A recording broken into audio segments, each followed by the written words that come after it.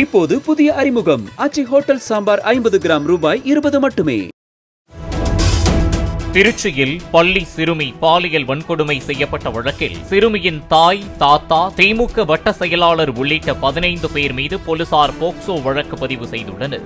கடந்த 2023ஆம் ஆண்டு ஜூன் மாதம் திருச்சியில் உள்ள தனியார் மருத்துவமனையில் ஒரு சிறுமி குழந்தை பெற்றெடுத்தார். குழந்தையை மருத்துவமனையிலேயே விட்டுவிட்டு சிறுமியை பெற்றோர் அழைத்துச் சென்று விட்டனர். குழந்தையை வளர்க்க தங்களிடம் போதிய வசதி இல்லை என சிறுமியின் பெற்றோர் கூறியதாகவும், திமுக வட்ட செயலாளர் ஒருவரின் தலையீட்டிலும் அந்த குழந்தையை திருச்சி குழந்தைகள் நல குழுவினரிடம் போலீசார் ஒப்படைத்ததாக கூறப்படுகிறது.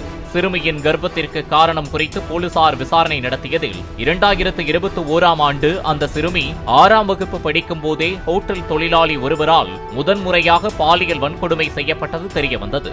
அதன் பின் 7ஆம் வகுப்பு படித்தபோது தாத்தா முறை கொண்டவர், அவரது நண்பர்கள், தாய் மாமா, அத்தை மகன், தாய்க்கு அறிமுகமான நபர் என பலர் சிறுமியை பாலியல் வன்கொடுமை செய்துள்ளனர். இதுகுறித்து தாயிடமும் தாத்தாவிடமும் சிறுமி கூறியும் எந்த நடவடிக்கையும் எடுக்கவில்லை என கூறப்படுகிறது. இந்த நிலையில் 5 ஆண்டுகளுக்கு பிறகு 15 பேர் மீது போலீசார் வழக்கு பதிவு செய்துள்ளனர். இப்போது புதிய அறிமுகம் ஆச்சி ஹோட்டல் சாம்பார் 50 கிராம் ரூபாய் 20 மட்டுமே. பிளே ஸ்டோர் மற்றும் ஆப் ஸ்டோரில் இருந்து பாலிமர் செயலியை QR கோடு மூலம் பதிவிறக்கம் செய்யுங்கள். செய்திகளை உடனுக்குடன் பெறுங்கள்.